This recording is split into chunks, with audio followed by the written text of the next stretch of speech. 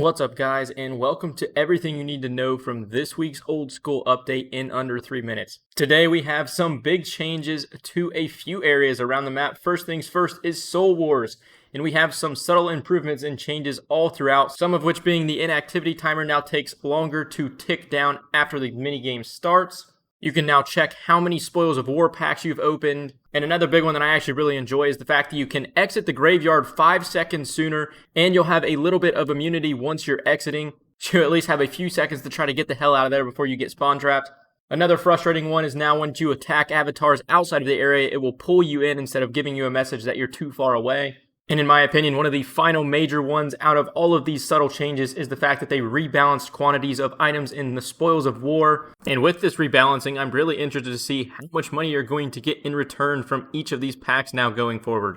Ooh, and I almost forgot, one of the biggest updates coming to Soul Wars has actually been confirmed, is that next week there will be a single waiting room in the lobby and team selection will be randomized, which is honestly unfortunate for the fact that it's going to be difficult to play with your friend, but is a much necessary update coming to Soul Wars because it is currently a minigame infested with massive clans or just people boosting with their alt accounts. But while it's disappointing it's going to be harder to play with friends, this is a necessary evil if this minigame wants to have any kind of longevity in the future. But along with the Soul Wars changes, they also clarified everything that the new Ectoplasmator works for. And you can see that list here. I'm not going to read every single one of them, but one of them that was incredibly shocking to me is the fact that it works on Barrows Brothers. That'll be one I'm definitely interested to see how it turns out, considering Barrows isn't normally even thought of as any sort of prayer XP, so anything on top of that is definitely just a little bit of a bonus. The Bounty Hunter reward shop now has officially closed, and all of the archaic and old antique emblems are completely wiped from the game.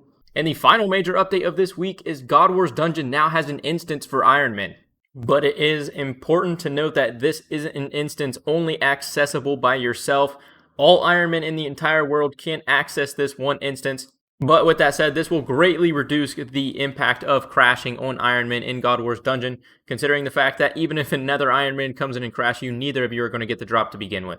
And another really cool little addition they made is there's actually going to be braziers outside of the room, and if the brazier's lit, that means there is an Ironman within the instance already. One small note to end off this week's update is the fact that they've increased the maximum number of rooms in the POH to 34 for those of you who it does affect. And those who have finished in the top 100 of the Trailblazer League will have their names scratched in the League Hall scroll. But that's everything for this week. If you did enjoy, consider dropping a like or subscribing to the channel. That's everything you need to know from today's Old School update in under 3 minutes. Peace.